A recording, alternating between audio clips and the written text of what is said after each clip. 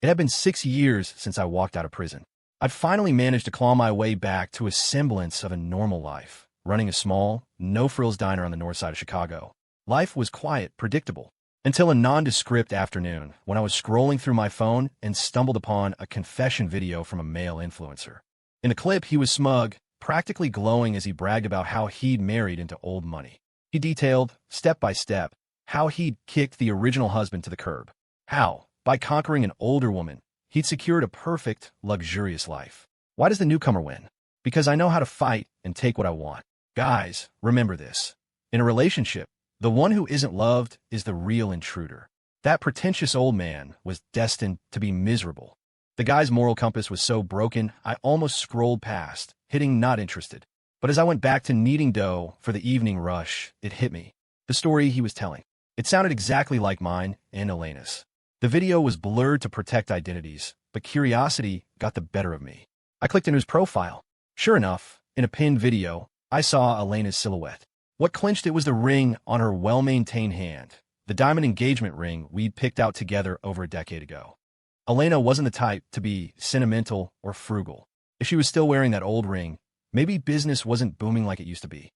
I chuckled, shaking my head. I was about to block the account when the diner's front door chimed. A heavy gust of winter air cut through the warmth of the kitchen. I put my phone down and called out without looking up. Lunch rush is over. Kitchen's closed until 4. The figure didn't move. They just stood in the doorway, blocking the gray winter light. After a long silence, a voice I hadn't heard in years drifted over. Caleb, it's me. I looked up. The familiar figure was shrouded in the gloom of a Chicago winter afternoon. For a split second, I felt a jolt of the past, but I quickly masked it with a polite, distant smile. I said we're closed. Elena Vance didn't respond to that. Her gaze swept over the cramped, grease-stained interior of the diner, finally landing on my hands, rough, dry, and covered in flour. Maybe I imagined it, but her breathing seemed to hitch. She looked at me, her expression a mix of shock and disbelief. Caleb, have you been living like this all these years? She seemed stunned. Stunned that the hands once celebrated for playing piano and painting were now pounding dough. Stunned that Caleb Stone, once the proud scion of a wealthy family, would settle for this blue-collar grind. Or maybe she was testing me. Testing to see if I'd break down and beg for her back like I did in the old days. Testing to see if I'd weep and plead for a return to luxury. But facing Elena's intense scrutiny, I remained silent. After what felt like an eternity, Elena spoke again. Her voice held a mix of confusion and lingering arrogance. I saw Julian's video about what happened back then. I'm sorry. If you want to come back. No thanks. I interrupted, returning to the dough, not even bothering to look at her. I'm doing just fine. Denied the reaction she expected. Elena grew agitated. Her voice rose, sharp and demanding. What about Mattie?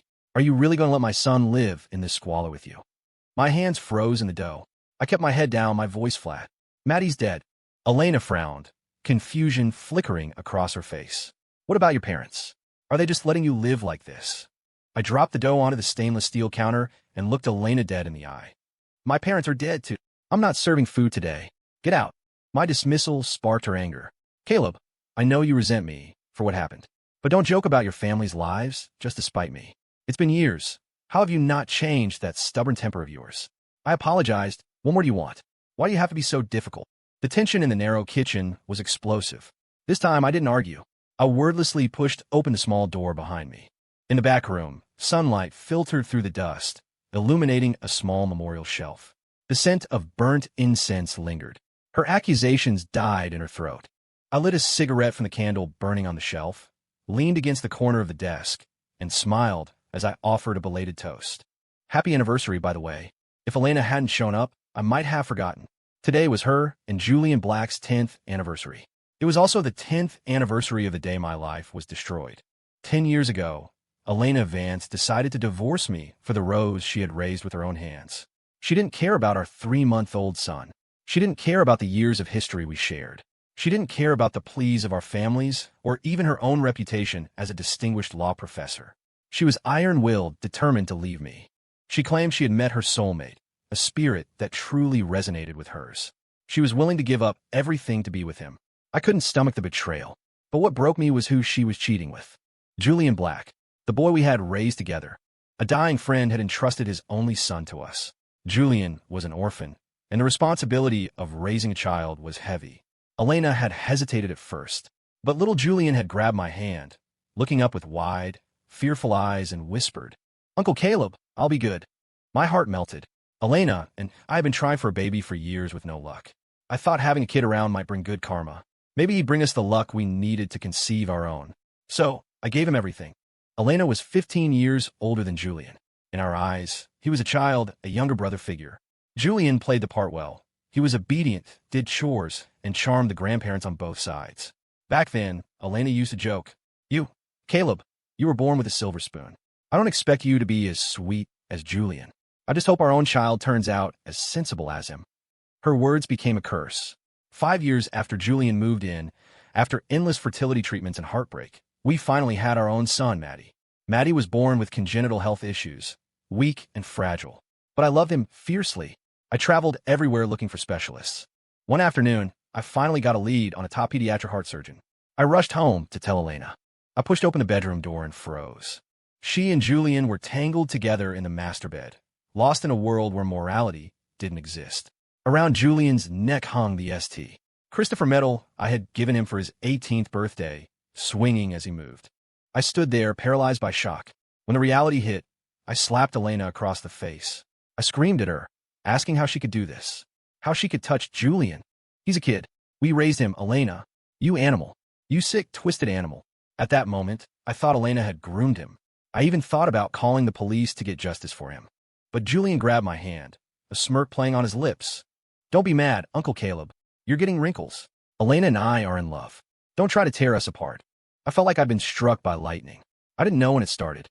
I didn't know how I had raised such a wolf in sheep's clothing. I had poured my soul into caring for him.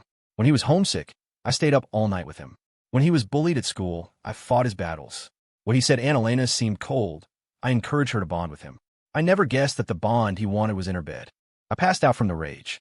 While I was hospitalized, Mattie's condition deteriorated rapidly without my care. And Julian? He sent me messages. Not apologies, but taunts. Videos of them together. Recordings of Elena swearing her undying love to him. And finally, the divorce papers Elena had prepared months in advance. When I saw the stack of tapes, I vomited for 3 days straight. I couldn't reconcile the preening, arrogant man on the screen with the shy boy I'd taken in. I cried until I had no tears left. Elena never visited. Not once. When I was finally discharged and returned home, I found her directing movers to haul my things out. Standing in front of our massive wedding portrait, Elena gripped Julian's hand tight. "Caleb, you wouldn't understand. You'll never understand. Julian is the rose I watered. He's my muse, my intellectual equal. He's not like you. He has depth. He contemplates the meaning of life with me." She looked me up and down, sneering at my designer suit. Vulgar. That one word shattered my last defense. I didn't know how Julian, a high school dropout, was discussing the meaning of life with a law professor. All I knew was that to be with Elena, I had given everything. I had nearly cut ties with my own family to marry her. I had drunk myself into ulcers at business dinners to secure funding for a lifestyle. And now, just when I thought we had made it, they stabbed me in the back. I looked at the house, stained with their betrayal. I remembered Julian's party shot. So what if you have money and power? You didn't know, did you? While you were out busting your ass to make money, Elena was screaming my name. "From now on, this is my house. Your woman, your money, everything you worked for, it's mine." My anger peaked. In a blind rage, I set fire to the curtains in the living room. The fire was small and extinguished quickly, but Elena sued me for arson. She gave me 2 choices: divorce her on her terms, or go to prison. I gave her 2 choices: die, or wait for me to ruin her reputation. She was a respected academic.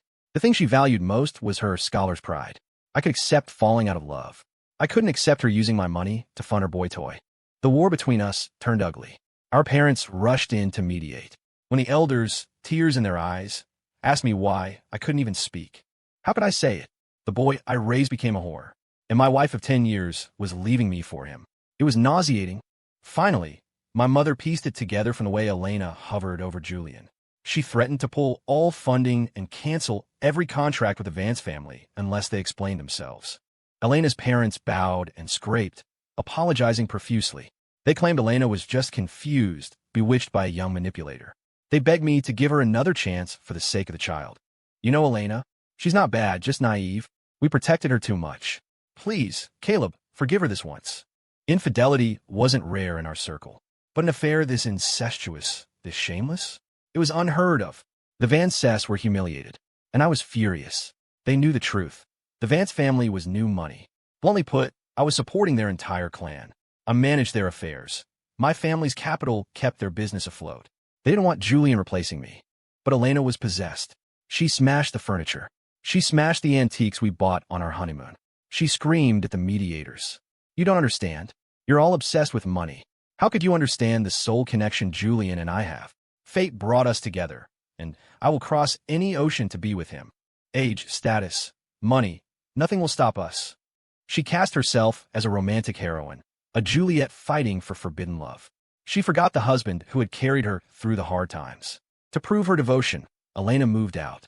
She used my money to buy a luxury villa for Julian, naming it Serenity Heights. They lived there openly.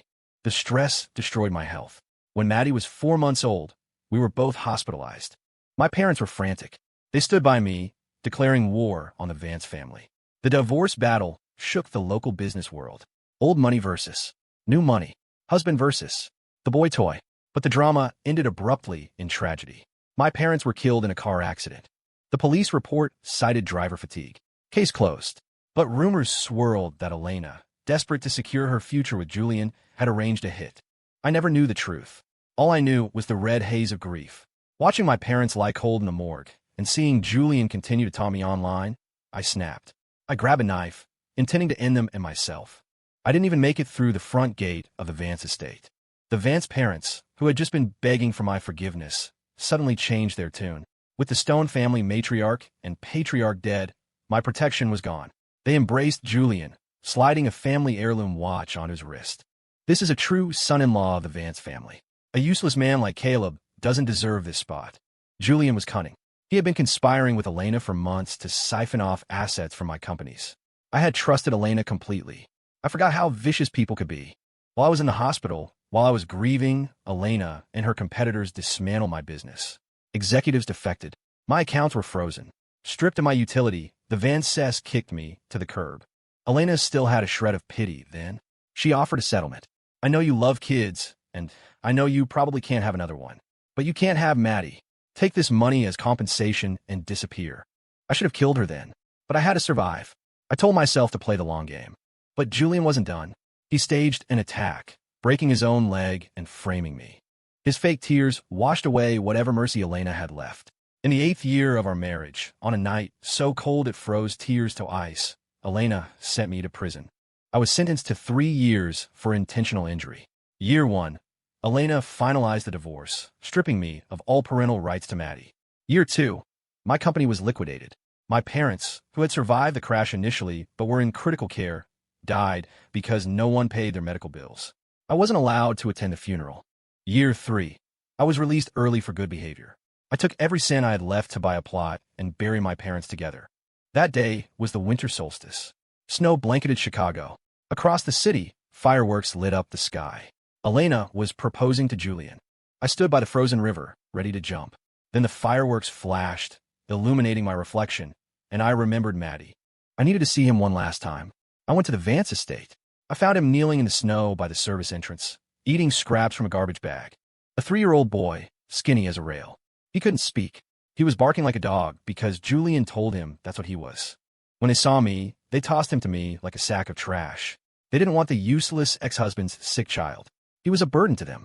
He was the world to me. We survived barely. Father and son against the world. I fought like hell to keep him alive. But last year, when he was 8, his heart finally gave out. I buried him next to his grandparents. Fate had beaten me down. Between love and hate, life and death, I chose to make peace with myself. I opened this diner. I finished my cigarette. I flicked the ash into the tray. Mattie's ashes are with my parents. But you? You don't have the right to visit. Elena stood in stunned silence. After a long moment, she gathered her resolve and stepped toward me. As she turned, her expensive coat knocked my phone off the desk. The screen lit up. The video of Julian played again, his voice echoing in the small room. Yeah, I set the whole thing up back then. Happiness is something you have to fight for. You think I actually love that old woman? She's ancient. Her skin is loose. Every time I sleep with her, I want to puke. But what can I do? Just a few more years. Once I've embezzled enough, I'll be set for life. Elena's hands clenched into fists. It was almost comical. The rose she abandoned her family for didn't love her. The soulmate she sacrificed her morality for thought she was disgusting. For this man, she had destroyed her husband and let her own child die in misery. I watched Elena's face cycle from shock to despair, then to a twisted mask of agony. She opened her mouth to speak, but no words came. Just as she seemed ready to break down and step toward me, a cheerful voice rang out from the front of the shop. "Honey, it's snowing. I got my paycheck today, so I bought you that heavy parka you wanted. Come see. And hey, the deli down the street had a sale on roast beef and dumplings. We're feasting tonight." Molly bustled through the curtain, carrying bags of groceries and a stick of candied fruit, my favorite guilty pleasure. She froze when she saw Elena standing there in her designer clothes. Then, without missing a beat, she set the bags down. "Oh, we have a guest. It's okay, Caleb. You go sit down. I'll handle the front." She shoved a warm bubble tea into my hands and started tidying up the counter, moving with practiced efficiency. She was always like this. If she was around, she wouldn't let me lift a finger or suffer even a moment of discomfort. I reached out and brushed a snowflake from her shoulder, smiling. Elena stared at us, eyes wide. "Caleb, you're married? You married someone like her." When I was young, I was arrogant. I said I'd only marry the most beautiful woman in the world. That vanity led me to Elena. Maybe in her eyes, I was still the high and mighty Caleb Stone who would rather break than bend. The man who would choose loneliness over mediocrity. But life has a way of beating the arrogance out of you. After everything I'd been through, I understood the value of peace. Rich or poor, all I wanted now was a quiet life. A small business, a warm bed, no drama. I didn't owe Elena an explanation. I grabbed a rag and started wiping down the counter where Elena had touched it. "We're closed," I said, my voice cool and professional. "If you don't have business here, please leave. You hanging around isn't fair to your husband." Elena looked from Molly to me, her expression hardening into skepticism. "I don't believe it. You hired her, didn't you? This is all an act. Everything you said, everything here, it's fake. You're just trying to make me pity you." Typical. Even now, she couldn't see past her own ego. Back when we divorced, I realized Elena was a viper. She looked elegant, but she was a predator who had consumed my family down to the bone. I had given up on love back then. Elena and I had been together over a decade. I took her from a struggling student to a CEO's wife. I stood by her through everything, and she discarded me like trash. If she could do that, who else could I trust? But then I met Molly. After Mattie died, I was hollow. I stood by the window of my tiny apartment one afternoon, ready to end it. Molly, who was delivering packages in the building, saw me. She dropped her clipboard and lunged, pulling me back from the ledge. "Hey, handsome, what's so bad that you gotta jump? Look at the sky today. It's beautiful. Come on, I'll buy you a hot dog." Maybe it was the absurdity of it, or maybe I just needed to scream. I told her everything. The prison, the betrayal, the poverty. I told her how I tried to rebuild my life, but the world wouldn't let me. How my criminal record made me a pariah. How I felt like garbage while the people who ruined me lived in palaces. I told her I was tired of hating and tired of hurting. Molly listened.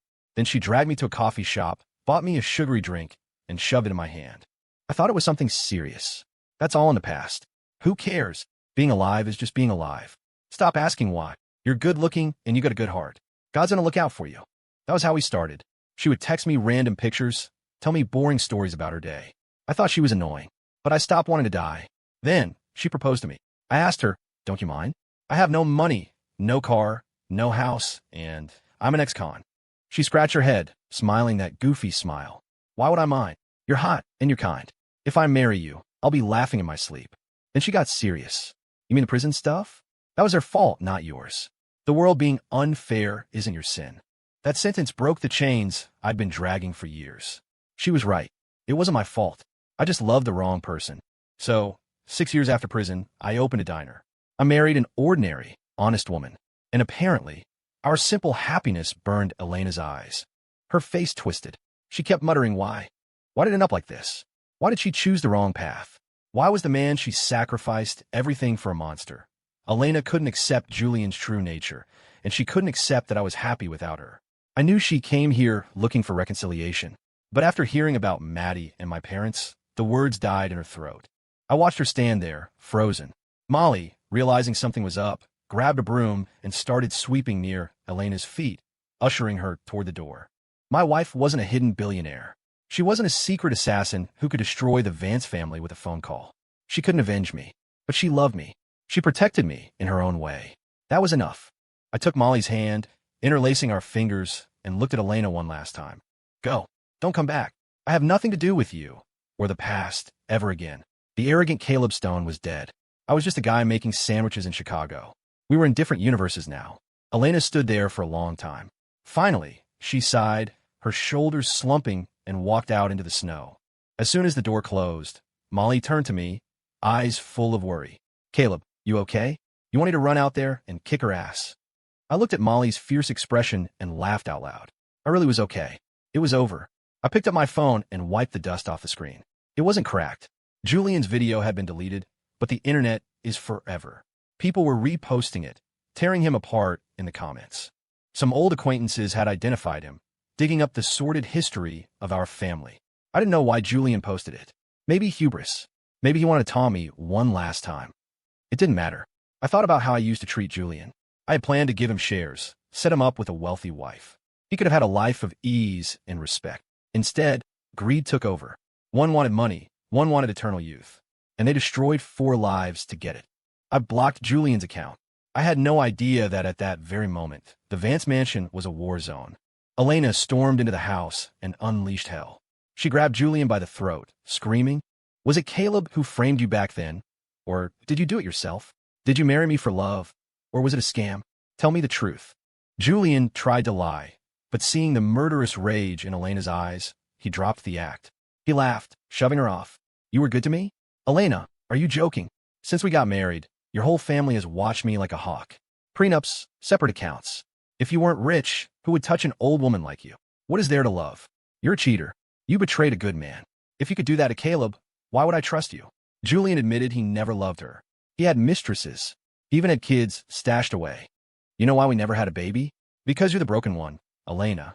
You're barren. You will never have another child." Elena froze. It all made sense. The fertility issues. The struggle. It was never me. It was her. And Mattie, the child she threw away. He was her miracle, her only blood. And she had let him die. Elena laughed, a hollow, broken sound. Tears streamed down her face. Julian saw her breaking and sneered. "I'm not afraid of you. Try to divorce me. I'm an orphan. I've got nothing to lose. I'll drag your name through the mud until the Vance family is ruined." His handsome face twisted into something demonic. Elena felt a wave of exhaustion. She couldn't divorce him and go back to me. She knew that. What she did was unforgivable. I would never take her back. Elena fell silent. Then she nodded, a strange smile forming. "You're right. I did this to myself. I won't divorce you. We're going to stay together. Julian, we're going to rot in this hell together." The Vance family business took a hit. Partners, citing Elena's moral bankruptcy, canceled contracts. Without my management, the company had been bleeding for years. Now it was collapsing. There were no winners in this betrayal. Elena fell into a deep depression. She became obsessed with the past, with memories of when we were happy. She was the classic overachiever. Small town girl, top grades, Ivy League, marry the rich guy. She had never tasted failure until she manufactured it herself. When the novelty of Julian wore off, she realized she had traded a diamond for a stone. She got sick. While she was bedridden, Julian partied, spending the last of her money. Finally, she snapped. She used her last remaining connections, prosecutors, judges, old students, to build a case against him. She sent Julian to prison for embezzlement and fraud. She knew he would come for her when he got out, but she was done. One winter evening, Elena drove to my diner. It was busy. Through the window, she saw me laughing with Molly as we served customers. I looked happy, truly happy. She realized she had been chasing a fantasy and destroyed reality to get it. She stood in the cold wind for a long time. Then, she bent down and slid a bank card under the door. It was everything she had left. She drove to the cemetery. She sat by the small grave marker for hours, whispering apologies to the son she never knew. When the night was darkest, Elena went to the rooftop of the university building where we first met. She stepped off the ledge without hesitation. Story complete, story complete.